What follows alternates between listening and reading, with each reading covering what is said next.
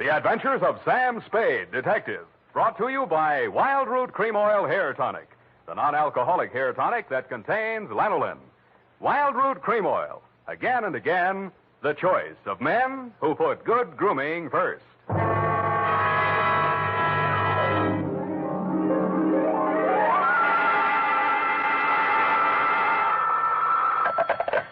Sam Spade Detective Agency. Are you still there? I believe that interpolation is hardly rhetorical, Mr. Spade. To what have you been up, if you'll pardon the expression? And has that girl regained her facilities? I wouldn't know, but her faculties are as good as ever, if you'll pardon the expression. Mr. Spade, sometimes I think you're a regular philanthropist. Don't you mean philanderer? How much money did you make out of that case? Well, I broke even anyway. That's what I mean. You're a philanthropist. Well, you know best, Bernadine. By the way, was that man really murdered with the buzzsaw, or was that just publicity? He really was, Bernadine. Why? There just happened to be one lying around. Oh, I don't mean that. Why was he killed? For the wheel of life. Oh, You're not going to ask what that is? some curio, no doubt. Listen, Bernadine, the wheel of life is, oh, well. I suppose I don't have to tell you to stay where you are. Just sit quietly with your book in your hand, and I'll be right down to dictate my report on the wheel of life caper.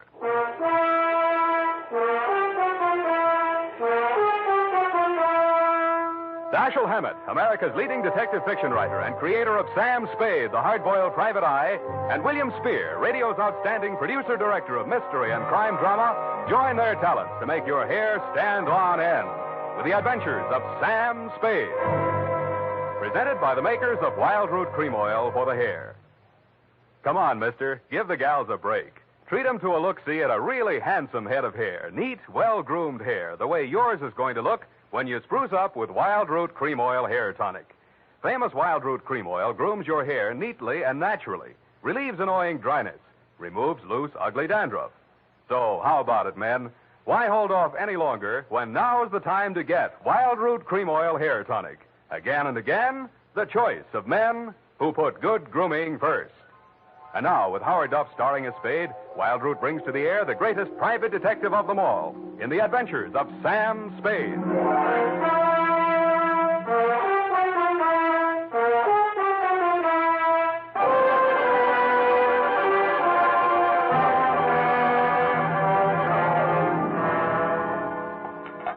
I went down to St. James Infirmary to see my baby there.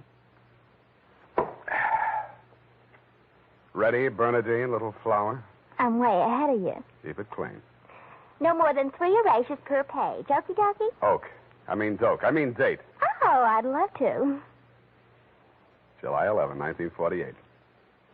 To Detective Lieutenant Dundee, Homicide Detail, San Francisco Police. Subject, the Wheel of Life caper. Now, don't go away, Bernadine. I don't know why these things always have to happen to me. Under private detectives in the San Francisco Classified Directory, they're listed somewhere in the neighborhood of 60 agencies, several with large display ads. But somehow she managed to find me. It's all so strange, Mr. Spade. I hardly know where to begin. Well, the beginning is always a pretty good place to start, Miss O'Farrell. Yes, the beginning. It was like waking out of a nightmare you can't remember. Everything seemed out of proportion. Even the buildings along the street seemed to be leaning at a crazy angle. And then I realized I was traveling down a hill. I looked wildly around for something to help me get my bearings. There was a street sign, O'Farrell, stuck in my mind, so I gave it to your secretary when she asked for my name. Uh-huh. What's your real name? I don't know. I don't know who I am, where I came from, or where I'm going.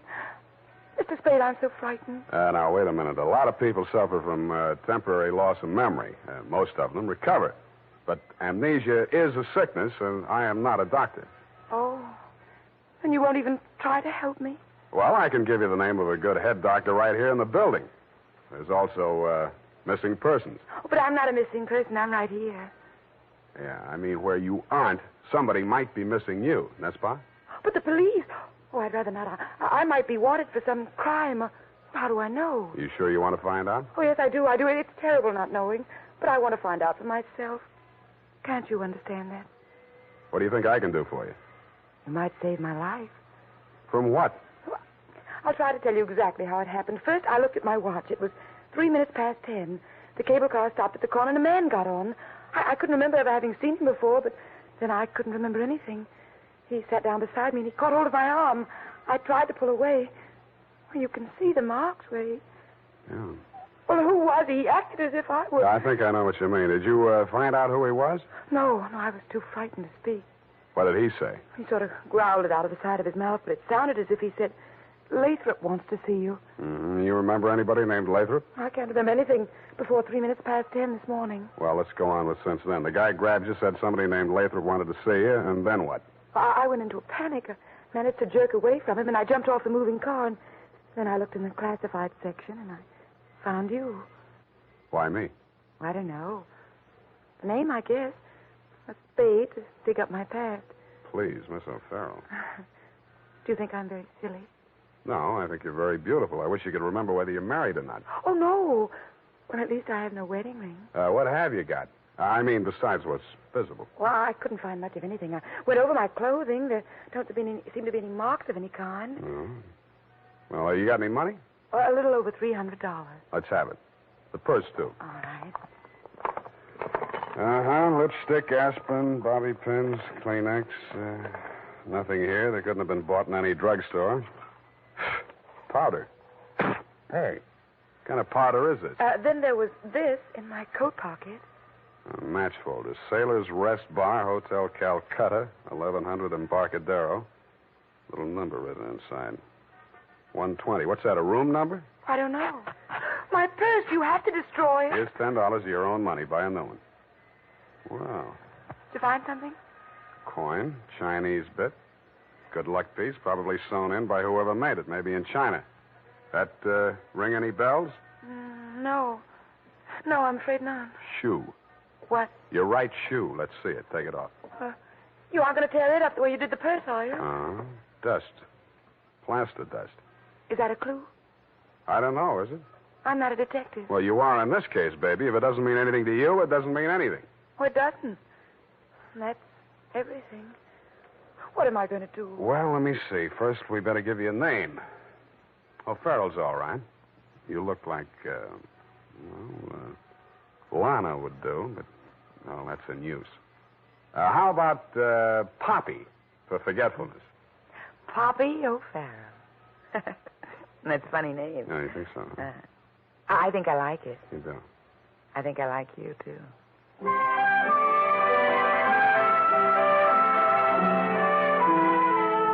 I liked her, too. There may have been blanks in her brain, but the rest of it figured. In the elevator, I started adding it up, and by the time we reached the street floor, it came to quite a tidy sum. Where are we going, Sam? Far, I hope. But first, we're going to find you a place to stay. Oh, yes, we must be practical. No use overdoing it, huh? Oh, no, Sam, I didn't mean... Wait. What's the matter? You remember something? That man, the one who followed me this morning, he's standing right out there waiting. The one in the straw hat leaning against the newsstand? Yes. Where are you going, Sam? You stay here. I just remembered something I hoped I could forget. Hello, Shuggy. What brings you back to town? Do I know you? That doesn't matter. I know you. The name you were using when you blew this town was Shuggy Bellows. You wouldn't take the risk of showing your face here again unless the caper was worth it. You got a big nose. Keep it clean. You've been tailing that girl all day. Why? Dame? What dame? Who's Lathrop? I don't remember. Okay, I'll give you a chance to think it over. Hey, officer! You dirty shamus yelling. No, no, you don't. Here, what's going on here? Break it up. Oh, Mr. Spade. Is this fella giving you trouble now? Yeah, what kind of a beat are you pounding here, Clancy, letting a cheap drifter like this walk around with an armpit full of gun? Or are they handing out permits to characters like these these days? No, how about that, son? Have you a permit now? And a goop copper. Oh, so one of them clever lads he is. Well, come along, me bucko, before I lose my temper and give you your lumps now. Okay, I'm coming. That's better now. Much obliged, Mr. Spade. I'll pay you for this, Thomas. And a goop to you, too.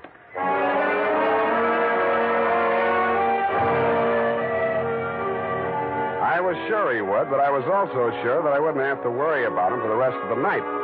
I checked Poppy O'Farrell in at the Belvedere, locked her in her room, and told Tiny Stover, the house dick, to keep an eye on her. When I left him, he was, and he seemed to be enjoying his work. Then I headed for the Embarcadero.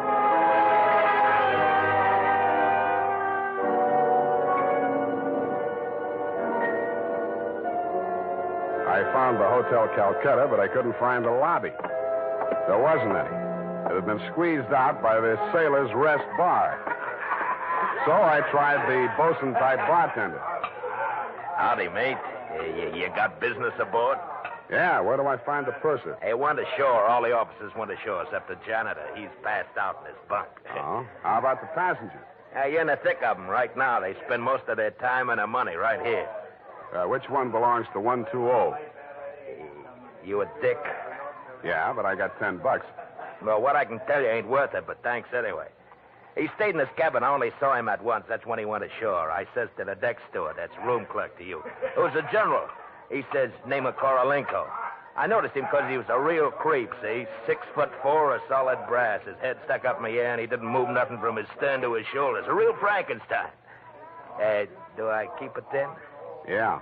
Do I get a look at his room? Yeah, sure. Go ahead. Who's stopping you?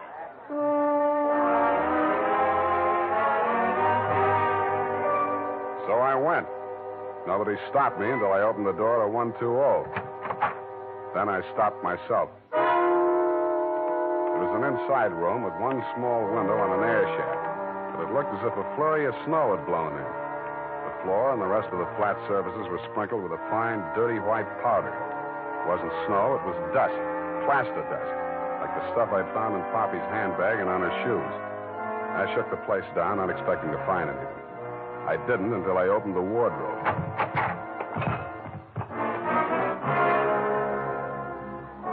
The body of a well-dressed ship surgeon, but his uniform was rumpled, torn, and blood-stained.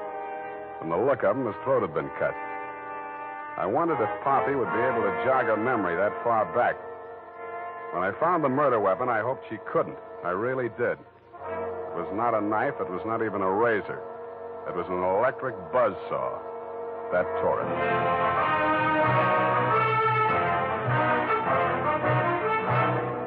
The makers of Wild Root Cream Oil are presenting the weekly Sunday adventure of Dashiell Hammett's famous private detective, Sam Spade.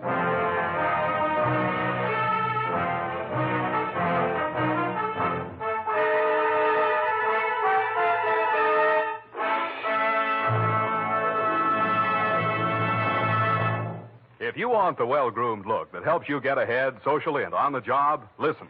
Recently, thousands of people from coast to coast who bought Wild Root Cream Oil for the first time were asked, how does Wild Root Cream Oil compare with the hair tonic you previously used? Better than 4 out of 5 who replied said they preferred Wild Root Cream Oil. And no wonder. Wild Root Cream Oil grooms the hair neatly and naturally, relieves annoying dryness, and removes loose dandruff. What's more, non-alcoholic Wild Root Cream Oil is the only leading hair tonic that contains soothing lanolin. So ask for Wild Root Cream Oil Hair Tonic. Again and again, the choice of men who put good grooming first. By the way, smart girls use Wild Root Cream Oil, too. And mothers say it's grand for training children's hair.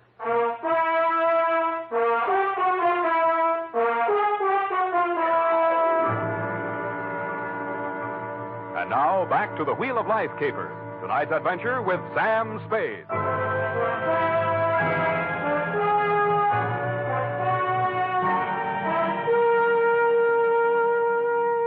Times being what they are, I could use a little publicity. And so could you, Lieutenant Dundee, what with the elections coming up and you with no promotion all these years.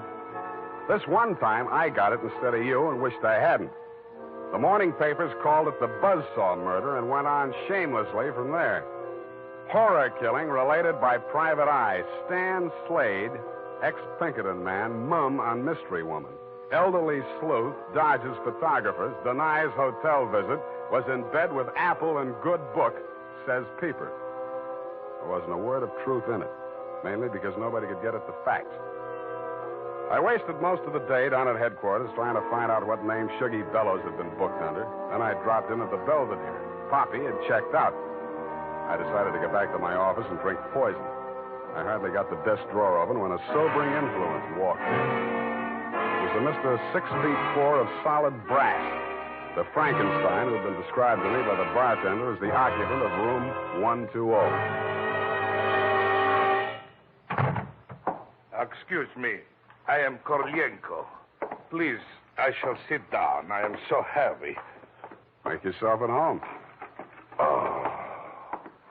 Mr. Spade. Slade. Excuse me. I am so heavy. I am Korlienko. So you told me. I am really Spade myself.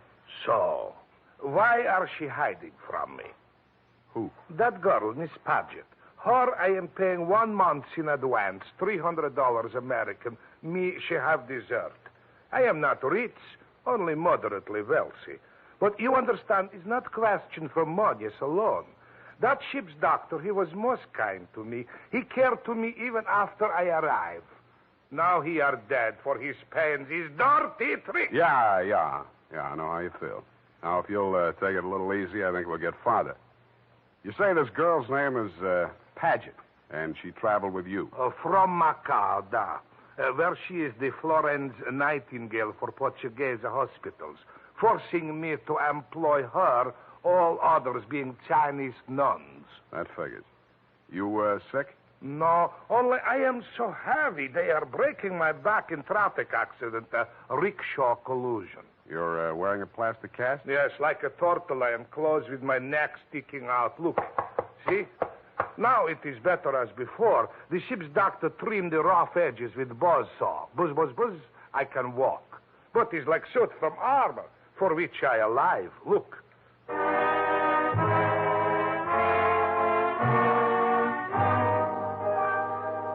I looked again where he opened his shirt front, exposing the gray-white shell of plaster that surrounded his trunk from collarbone to hips. In a 6-inch circle over the left side of his chest, I counted 4 bullet gouges. I dug one of the slugs out and examined it. It was .32 caliber. The plastic cast, which was molded to the shape of his body, was no more than 1 inch thick. I didn't see how it had stopped the slugs, but it had. About then, the parts of Korolenko that were not held rigid in the cast began to tremble violently. Why are they doing this? Why? To a virtually helpless man. Why, Mr. Spade? Why? Where did you have that cast put on? Don't I said Macau? The Portuguese hospital there? The same. They are hanging me up with the neck and plastering me. Comes great pain, they put me to sleep from anesthetic. I are waking up in ambulance arriving at shipboard. Why you wish I should tell you my operation? More important things we should be discussing. I think so, too. I think Miss Paget and her friends had something they wanted to smuggle out of Macau and into San Francisco, and you're it. Oh, excuse me. I am not comprehensible. Look, I mean, while you were out with the anesthetic, they planted the goods, whatever they are, in or under your cast. Oh, that is why I am so heavy. The wheel. The The what? The wheel. Look, I'll show you. He hauled a manila envelope out of his overcoat pocket and waved it in my face. I took it over to my desk and fished out the contents. It was a set of X-ray films. 3 of his spine, showing the fractures, 4 of the skull, 3 I couldn't figure out, and 1 of his rib cage, only something new had been added. In silhouette, it looked like the wheel off of a child's wagon. What is it, this wheel? What to do? 6 months I must remain in this straitjacket. If I remove it, I die. If I keep it on, they kill me to get their smuggle. Well, you look to me like the luckiest man alive. That wheel, or whatever it is, saved your life by stopping 4 slugs. But still, I shall die. How shall I die? When shall I die? Your best advices, please. Korolenko, I think you better die right now. Excuse me? It's the only safe place for you. The morgue.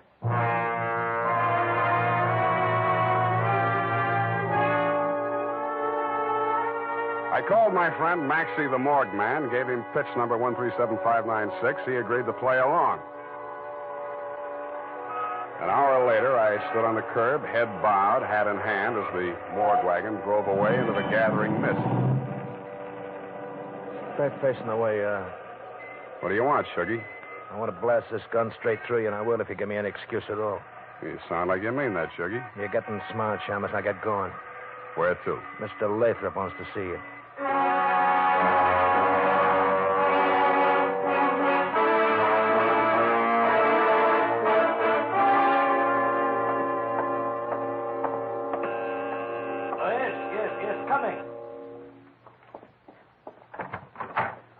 Shuggy, dear boy, you've not failed me this time.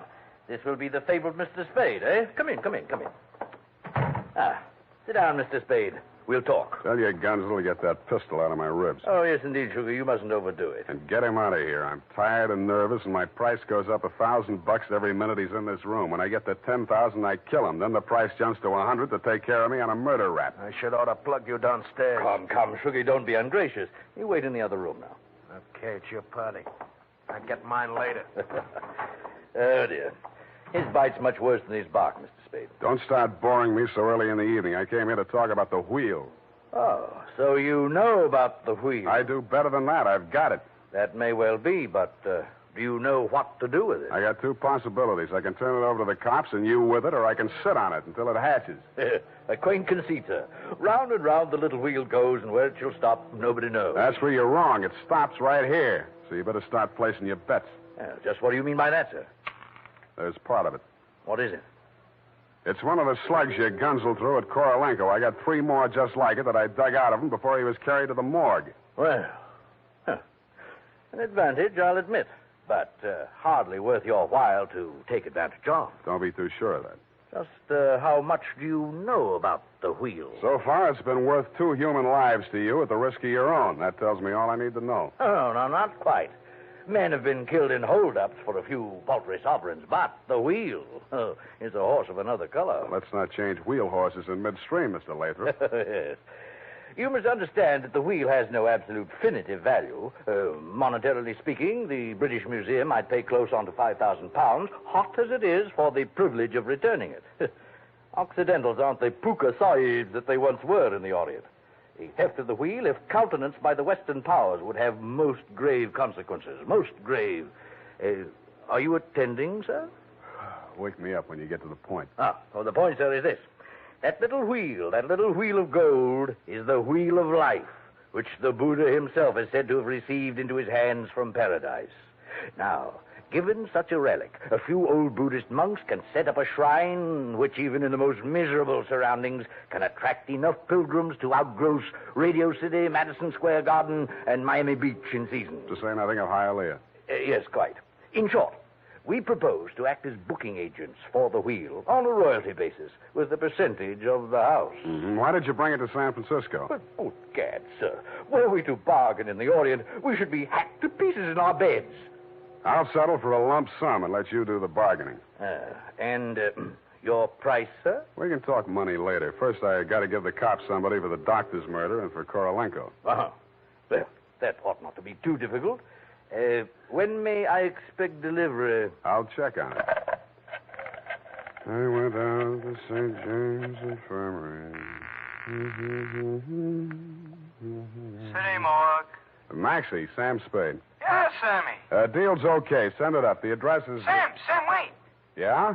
Sam, he ain't here no more. What happened? Somebody claimed him. A girl. Said she's his daughter. What did he do? Went on playing dead like you told him to. Maxie, where did she send him? Avalon Mortuary, corner of Lynch and Haight. Okay, by the way... Yeah, Sammy? Maxie, put some clean sheets in that morgue wagon, size 16. I may be your next passenger.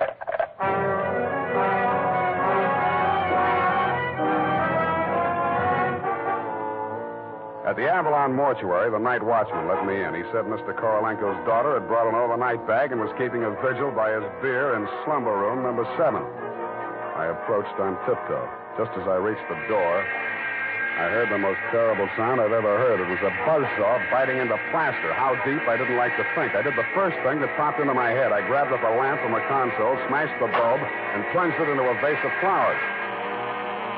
As luck would have it, slumber room number 7 was on the same fuse box. As luck would not have it, I was facing a desperate woman in the dark. I hugged the carpet while she emptied her gun. I hoped she didn't have a spare. I forgot about the buzzsaw. The room lighted up momentarily from the lights inside my head, and I staggered back against the wall. I waited for her to get her bearings again. There was no hope of me getting mine. Then I heard a big, hollow thud. The whole room shook, and the lights went on. Poppy O'Farrell and/or Paget lay on the floor under the stony weight of Korolenko plus 60 pounds of plaster. Get up! Get up, you fussy carrying me. I can't. I am so heavy. You comfortable there, Korolenko? Comfortable in such situation? Do you ask the turtle, are he comfortable? Is Faker on bed of nails? He's equally here as elsewhere. Yeah, okay. Just hold her there until I get a statement. And he did. Item, statement by the aforesaid. It was like waking out of a nightmare you can't remember. Everything seemed out of proportion. That was her story, and I had to admire the way she stuck to it. But if you keep trying, I'm sure she'll get back enough of her memory to confess that she planted the wheel of life in Korolenko's turtle shell when she decided to double-cross Shuggy and Lathrop. They never tunneled to her hiding place. They were gunning for Korolenko because they thought Poppy was working with him, which was true in a way, but not the way that they thought. That's why they tortured the doctor in an effort to learn Kay's whereabouts. I understand your boys have picked up the rest of the trio, and they can tell you everything except why I conceived the brilliant idea of having Korolenko play dead. Between you and me, amnesia's a handy little gadget to have around, Dundee. I'm trying to draw a few strategic blanks myself. Period. End of report. Pardon me, Mr. Spade. Yes. There are just a few little coincidentals that I do not find entirely reprehensible. Such as? Well, I don't want to appear lucid or anything of that type. Believe me, you doesn't. I mean, don't it? Oh, you say the sweetest thing. But it's about the wheel. Oh, yes, the wheel. Well, I'll tell you what you do. You type that up. I've got a call in about that now.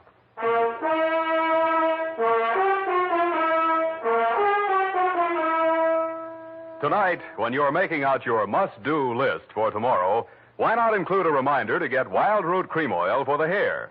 Honestly, man, you'll be delighted with the neat, natural way Wild Root Cream Oil grooms your hair. The way it relieves that annoying dryness and removes loose, ugly dandruff. Just try it and see if I'm not giving you a good steer.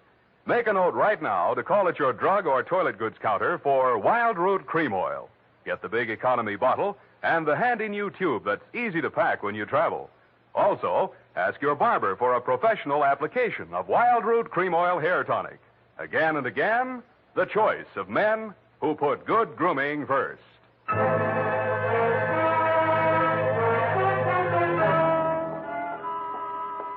you ascertain the lowdown on the wheel of life? I certainly didn't. No, we won't know about that for 6 months. Because definitively, I mean definitely, that plaster cast has to stay on him. Doctor's orders, you know. Oh, but I won't be here 6 months from now. You can say that again. But I won't be here 6 months from now. Stop repeating yourself.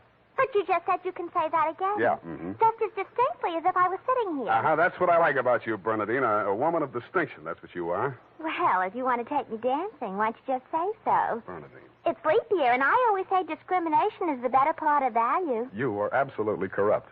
Well, I'm glad I'm right about something. Good night, Mr. Spade. Good night, and I'll say if it kills me, sweetheart.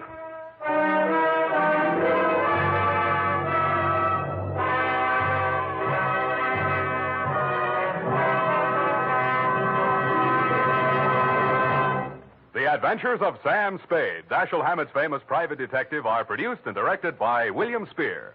Sam Spade is played by Howard Duff.